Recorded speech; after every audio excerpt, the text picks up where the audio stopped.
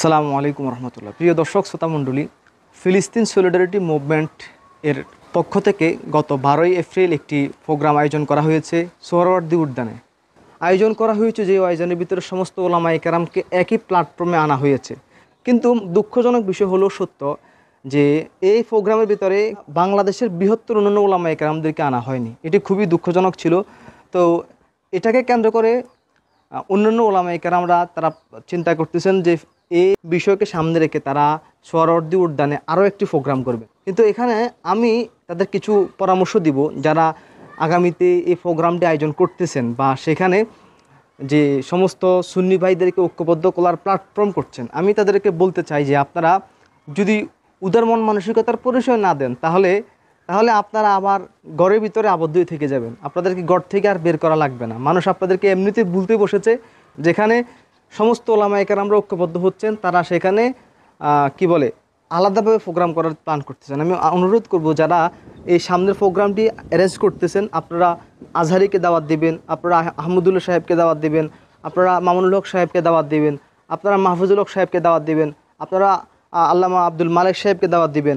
আপনারা সব ধরনের আলেমদেরকে, সব ধরনের দল, রাজনৈতিক দল, অরাজনৈতিক দল অথবা অন্য কোনো সাংগঠনিক লোকদেরকে আপনারা দাওয়াত দিবেন। এই জন্যই যে কারণ আপনারা একা নন, আপনারা সব মানুষদেরকে চান যে যদি আপনারা হক হন তাহলে তারাও যাতে হকের পথে আসে।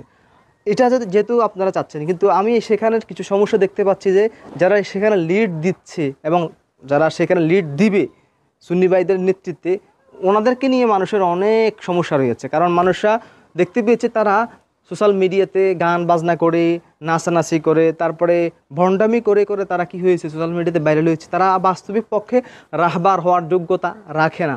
সোশ্যাল মিডিয়াতে দেখতে পাওয়া গেছে মানুষরা সেটাই মনে করেন। যারা উপস্থাপনা করবেন, লিড দিবেন, নেতৃত্ব দিবেন, তারা অবশ্যই হতে হবে যাদেরকে মানুষ চিনে, যে জ্ঞানী আলেম হিসেবে, সম্মানিত আলেম হিসেবে যাদেরকে চিনে। যেমন আমি নাম বলতে পারি নির্দ্বিধায়, আল্লামা ওসমান গনি সালি হুজুর, দারুন নাজাত সিদ্দিকে কামিল মাদ্রাসার প্রধান মুফতি, আপনারা তাকে রাখতে পারেন সামনের হাইলাইটসে।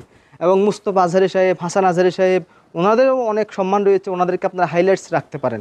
কিন্তু যে সমস্ত আলেমরা জ্ঞানহীনভাবে মানুষদেরকে বিভ্রান্তিকর আলোচনা করেন, এই সমস্ত আলেমরা যতক্ষণ পর্যন্ত সংশোধিত হয়ে না আসে, এদিকে আপনারা সামনের কাতারে রাখবেন না।